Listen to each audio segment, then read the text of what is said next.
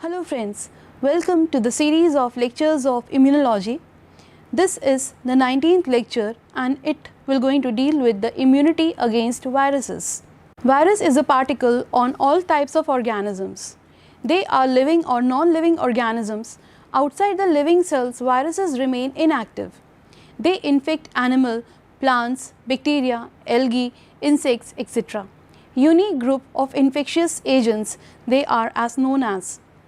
They are specially small, filterable and obligate intracellular parasite requiring a living host for its multiplication.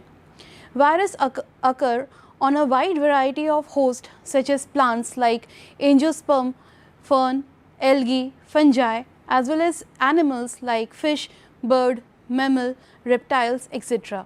The immune responses to viral infections involve both humoral interferon sensitization of the host cell and cell-mediated components. Antibodies are particularly effective in protecting against infections if they are localized at the site of viral entry into the body.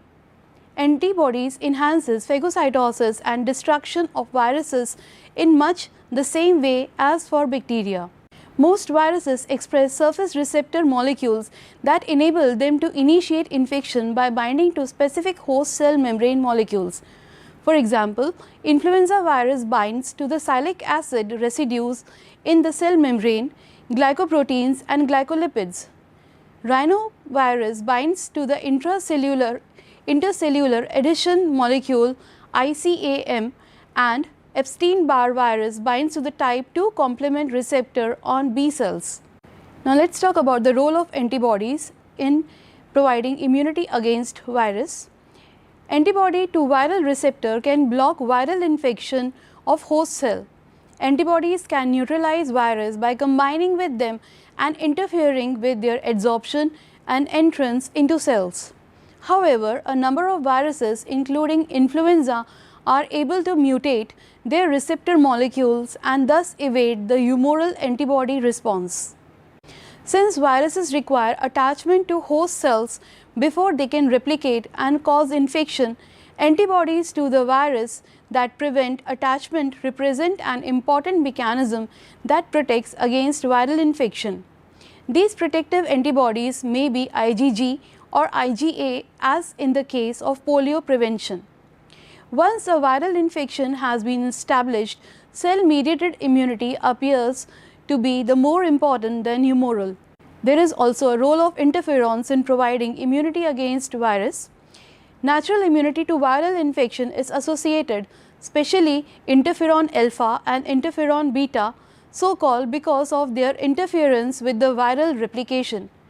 Interferon gamma is probably more effective in protecting against extracellular bacteria through its ability to enhance immune-mediated mechanisms. Interferons are important in resistance when the target cells is reached immediately, as in the case of colds and influenza. Interferon-stimulated cells shut down protein synthesis and destroy viral messenger RNA. Some interferons also stimulate the activity of T cells and natural killer cells, thus accelerating the immune response to a viral infection. The innate immune response to viral infection is primarily through the induction of type 1 interferons, that is interferon alpha and interferon beta, and the activation of natural killer cells. Double-stranded RNA produced during the viral life cycle can induce the expression of interferon alpha and interferon beta by the infected cells.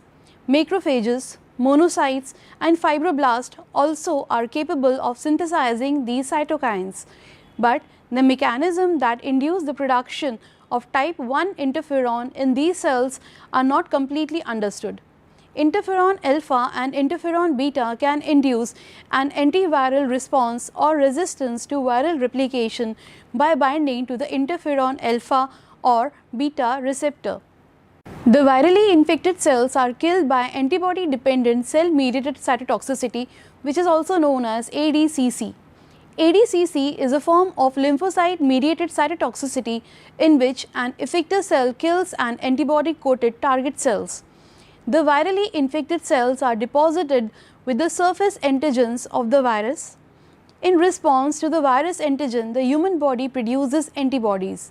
These antibodies coat the virus infected cells. The natural killer cells have specific receptors for these antibodies. Natural killer cells also plays a prominent role in providing immunity against virus. These antibodies will bring the natural killer cells very closer to the virally infected cells, and a bridge is formed between the antibody and NK cells. When the NK cells is complexed with the antibody, the NK cells is activated. The activated NK cell is able to kill the virally infected cells by its extracellular mechanism. Cell-mediated immunity to viruses is a major resistance mechanism when enveloped viruses modify host cell membranes and bud off from the surface. Example: herpes virus, pox virus, influenza, mumps, measles, rabies and rubella viruses. Natural killer cells are non-B, non-T lymphocytes that are active without any prior antigen exposure. Interferons and antibodies, however, will stimulate them to greater activity. They are also capable of destroying virus infected and cancer cells. They are components of innate immunity and possesses no antigen receptors. In this way, viral replication is prevented and the viral infection is eliminated. Now let us talk about the role of cell-mediated immunity. Because viruses replicate in the cell where they are no longer exposed to circulating antibodies, their eradication depends upon killing the infected host cell.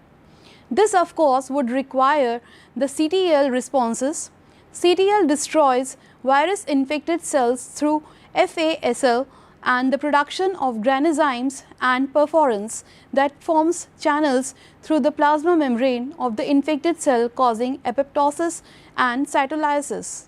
Major histocompatibility complex also plays an important role. The class 1 MHC protein are involved in T cell recognition of infected cells. Cells displaying both viral antigens send the proper class 1 MHC will be destroyed. CTLs are also involved in the destruction of cancer cells. This is known as immune surveillance. Activated lymphocytes can recognize and destroy virus infected cells because the target cell's plasma membrane has been altered. As virally infected cells usually express viral peptides in MHC1 on their cell surface, they become susceptible to killing by natural killer cells and other cells. Now let us focus on some examples of mode of infection and immunity to some specific virus. The first virus we can deal with is the influenza virus. Influenza A is a RNA virus that is associated with seasonal outbreaks of infection. The influenza virus infects the upper respiratory tract and major central airways in the human, horses, birds, pigs and even seals. Up to 10% of the population can be infected, leading to the increase in hospital admissions and influenza related deaths.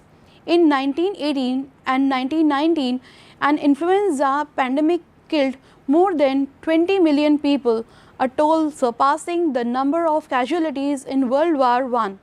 Some areas such as Pacific Islands lost more than half of their population during that pandemic. Influenza virus particles or virions are roughly spherical or ovoid in shape with an average diameter of 90 to 100 millimeters. The virions are surrounded by the outer envelope, a lipid bilayer acquired from the plasma membrane of the infected host cells during the process of budding. Inserted to the envelope are two glycoproteins, heme agglutinin and neuraminidase, which forms radiating projections that are visible in electron micrograph. It enters the body via the nasal or oral mucosal epithelium and through the heme agglutinin bind to the surface of the respiratory epithelial cells through the cell surface receptors. The virus enters the host cell, uncoats and replicates, and new virions are released by the infected cells through budding at the plasma membrane of the host cells. Humoral antibodies specific for the heme agglutinin molecules is produced during the influenza infection. This is the diagram of influenza virus. Humoral antibody specific for the heme agglutinin molecule is produced during an influenza infection.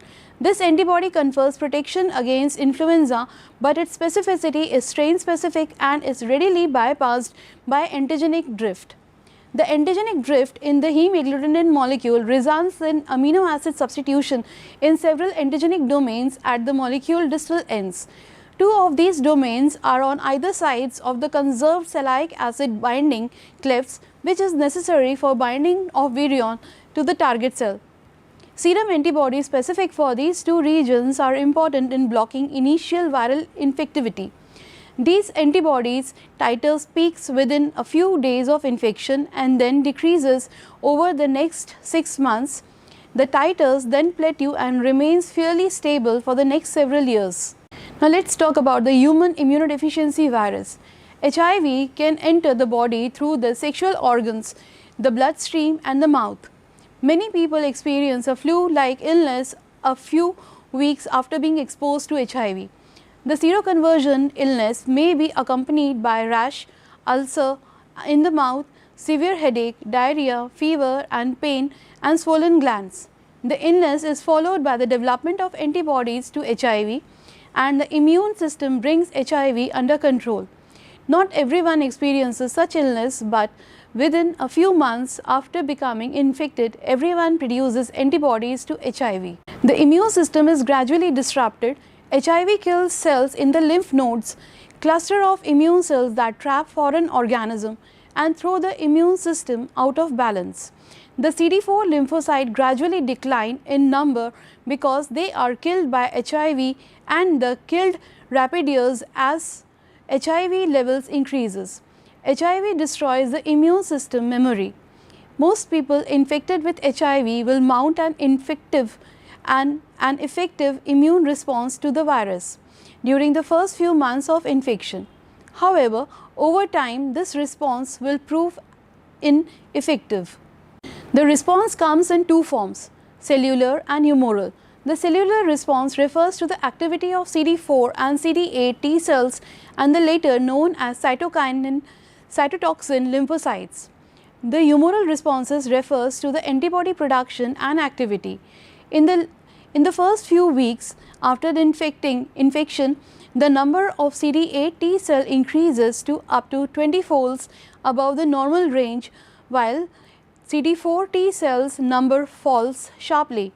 6 months after infection, CD4 T cell function improves except in relation to HIV specific antigens. The few people who maintain strong HIV specific CD4 T cell responses have lower viral loads than people with poor responses. CD8 T cell plays a crucial role in HIV replication during the early phases of infection. HIV specific CD8 cells are targeted at the dominant viral variant and their emergence. CD8 T cell appears to act against HIV in two ways: during primary infection by killing HIV infected cells and by secreting chemokines. HIV specific CD8 T cell recognizes a specific gene sequence of HIV and are primed to copy themselves in this sequence is encountered again in the sequence. Thank you.